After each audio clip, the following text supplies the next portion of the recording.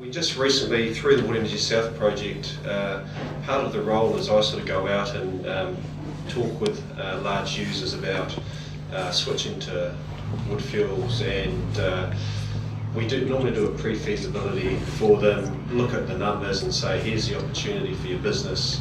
And one of those sites that we looked at was with SIT, and we got them to wanting to trial wood chips in their boiler. So that led to a trial which we helped through Wood Energy South and ECA. We've helped fund the cost of most of that trial. And this is just a bit of a talk about how it went, what we learned from it, and a lot of Desmond's stuff that he mentioned in his final slide about these concerns and issues, what you need to think about. It all happened here, so it was quite interesting, his points. So this is what I'll quickly talk about, the drivers for it, and mostly the lessons we learned from it, and we'll also look at the emissions results and also some results from other boilers. SIT, I don't really need to talk much about them and what they've done. They've got multiple campuses around the place, and they're also situated bang smack in the middle of the main airshed, so they're probably one of the bigger boilers. They're KMAC, there's two of them, 1.2 megawatt underfed boilers. And what we did is we worked with the students, the engineering students, and they did a feasibility of converting, they did a feasibility study for converting the boiler to wood fuel. And they found that the boiler was operating at quite a low capacity, and that the system would be able to handle wood chip. So that was a part of the driver. Of course, the other part of it was the Environment Southland review and what are our options in the future. One option is to put in air emissions control, and another option is to switch fuels. And also, of course, they're a leader in our community here, and it's also a bit of a leadership option, and there was funding available as well. So the main objectives was to prove that the boiler could work on wood chip. It could work autonomously and meet the demands for the building with heat demand. We also wanted to measure the efficiency of the boiler on wood chip and coal, and we wanted to record the emissions that were coming out the other end so that we could provide a potential option for SIT in the future.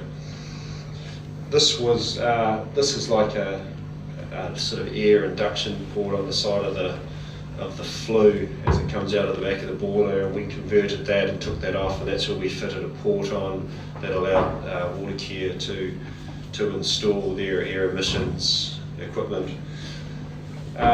Unfortunately, we didn't get efficiency data. We never that came up quite late in the piece, and we didn't manage to get the equipment down here on time, so unfortunately we weren't able to collect any information on the efficiency.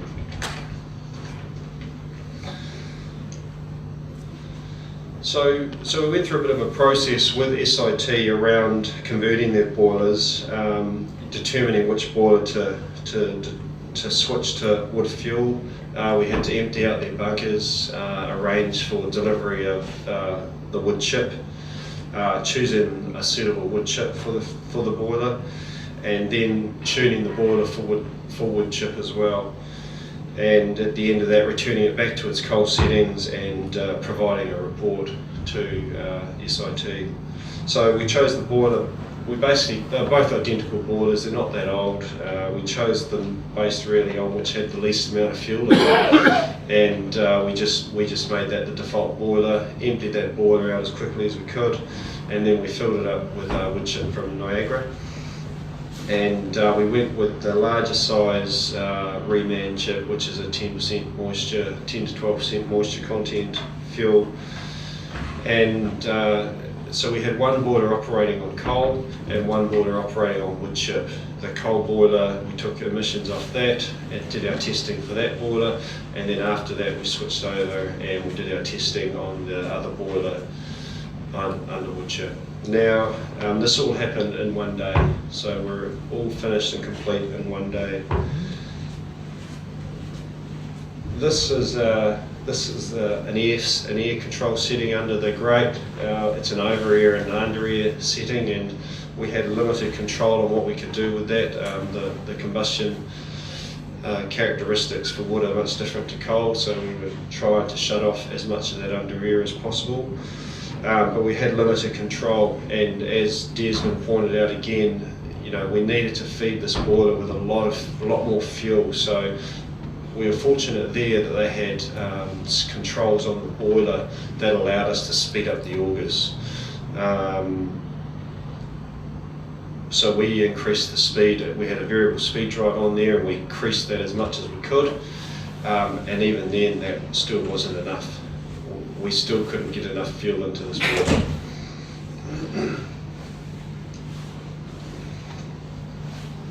Safety is paramount when you're converting these boilers, because there are real chances of jamming. Jamming is more a nuisance than anything else. It can break shear pins, and then you have to empty your bunker out to repair it, and it can be more a nuisance rather than a safety. But the real issue is the burn back.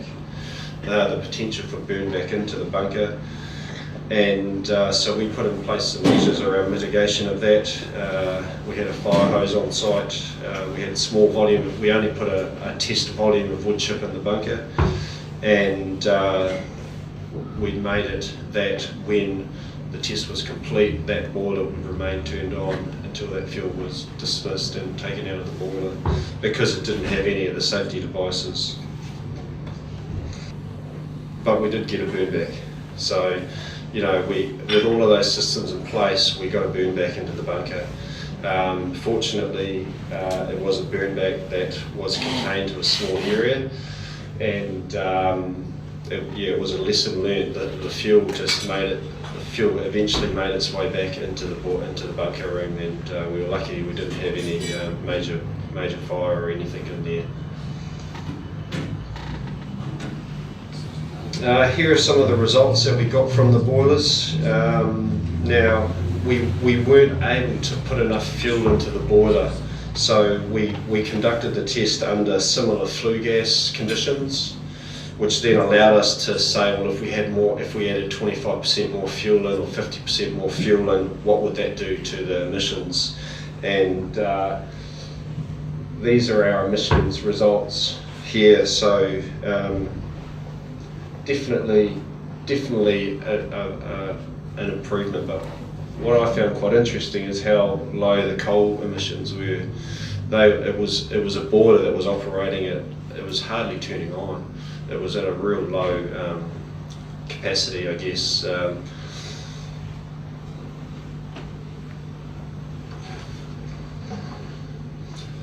So extrapolating that out, we saw about a 45 to 60% reduction in PM10s based on adding more fuel. If we were able to get more wood chip into that boiler, this is what we estimate our reductions in PM10s would have been. The fuel that they're getting there is a coal, and it's actually a reasonably expensive coal, and surprisingly wood chip is cheaper. And so there was a small savings also associated with that, and a carbon reduction also. Is that annual? Yeah. Yeah, so not a lot, but you don't normally expect to see a savings against a coal boiler.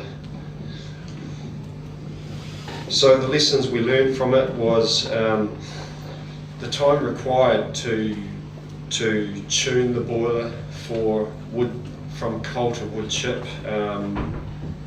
Allowing ourselves enough time. We tried to do it all in one day. We would probably have been better tuning the boiler the day before for wood chip and getting it all right, rather than trying to tune it on the day. Burn back was a real issue, and it occurred, as I said.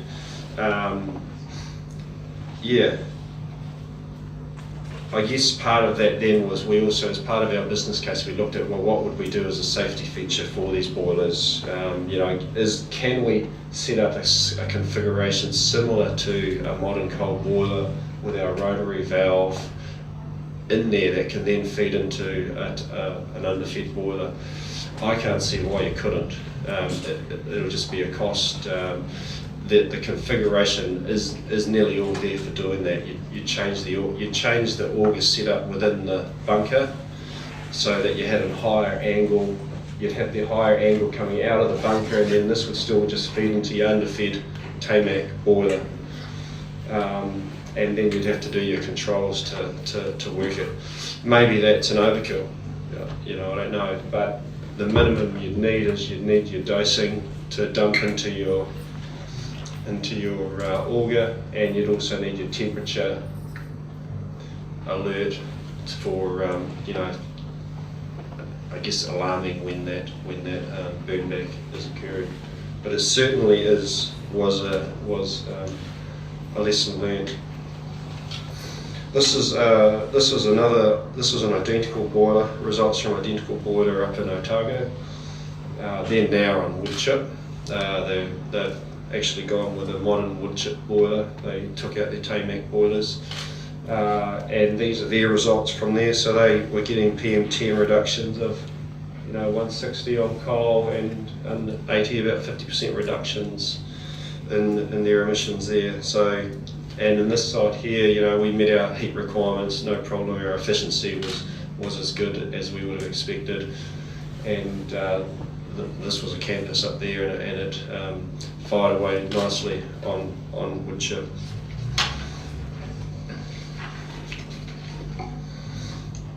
Now these are just some other boiler results that we've got, and that top one is Invercargill side. It's a VCOS boiler that's using a scrubber to clean its emissions.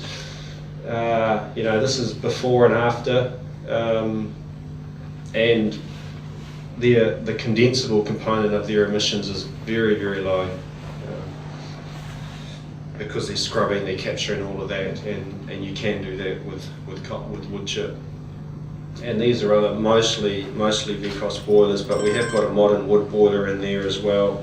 This modern wood boiler is sitting at 250, and this VCOS is at 150.